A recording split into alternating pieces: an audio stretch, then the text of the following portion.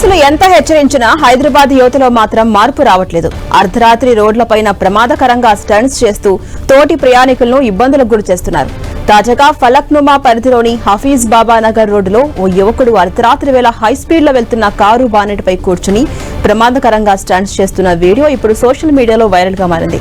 దీంతో యాక్షన్ లోకి దిగిన పోలీసులు వీడియో ఆధారంగా యువకుడిపై చర్యలు తీసుకునేందుకు రంగం సిద్ధం చేస్తున్నారు.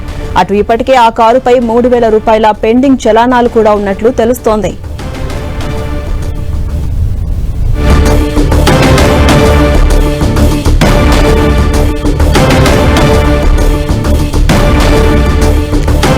మన 10 టీవీ స్క్రీన్ పై విజువల్స్ చూస్తున్నాం. ఓవర్ స్పీడ్ లో వెళ్తున్నటువంటి ఆ కారు బానెట్ పై కూర్చుని ఆ యువకుడు ఏ విధంగా స్టంట్స్ చేస్తున్నాడో, దీనివల్ల తోటి ప్రయాణికులు కూడా ఇబ్బందులు పడుతున్నారు. ఇటు పక్కన వెళ్లే వాహనాలకు కావచ్చు, ఎదురుగా వచ్చే వాహనాలకు కావచ్చు కొంత ఇబ్బంది వచ్చే అవకాశం ఉంది.